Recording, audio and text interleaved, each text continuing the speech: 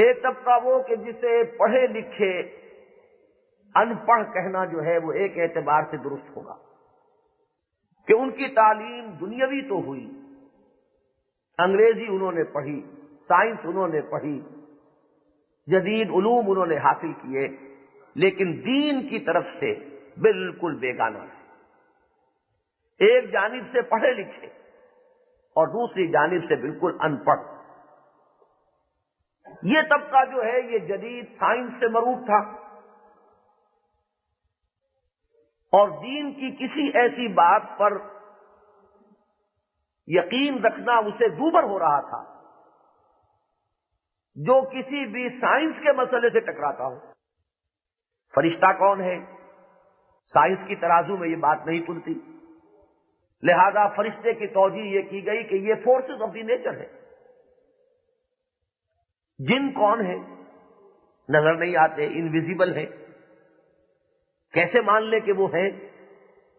لہذا توجیہ یہ کی گئی کہ یہ اکھڑ قسم کے، مشتعل مزاج قسم کے لوگوں کو جن کہہ دیا گیا استعارتن۔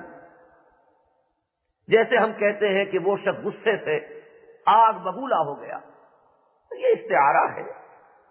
اسی طرح استعارتن کہہ دیا گیا قرآن مجید میں کہ جنوں کی تخلیق آگ سے تھی۔ معراج کیا تھا؟ ایک خواب، ایک روحانی تجربہ۔ اسی طرح کے مسائل میں سے ظاہر ہے کہ حضرت مسیح کا زندہ اٹھایا جانا آسمان پر اور پھر ان کا واپس نازل ہونا، یہ ان تمام مسائل میں اس نقطۂ نگاہ سے دیکھا جائے تو بہت ہی بھاری اور بڑا ہی کٹھن مسئلہ ہے۔ لہذا جدید تعلیم یافتہ لوگوں کے لیے تو بڑی سہولت تھی کہ اگر کوئی شخص کھڑے ہو کر یہ کہے کہ نہیں یہ بات غلط ہے، یہ بالکل ہمارے دین میں نہیں ہے، یہ تو کچھ احمق لوگوں کی ناسمجھی ہے، ناواقفیت ہے۔ حضرت مسیح تو فوت ہو چکے، ان کی قبر بھی کشمیر میں موجود ہے، وہ وہاں فلسطین سے آ گئے تھے ترک وطن کر کے اور یہاں کشمیر میں رہے اور فوت ہو گئے۔ یہ ایک ڈھکوسلا ہے، یہ مولویوں کا بنایا ہوا ایک عقیدہ ہے۔ اب ظاہر بات ہے کہ وہ مرعوب شخص جو سائنس سے ذہناً شکست خوردہ تھا وہ لپکے گا، قبول کرے۔ دوسرا طبقہ ہمارا جو ہلاک کا اور عوام کا، جو ادھر سے بھی جاہل ادھر سے بھی جاہل،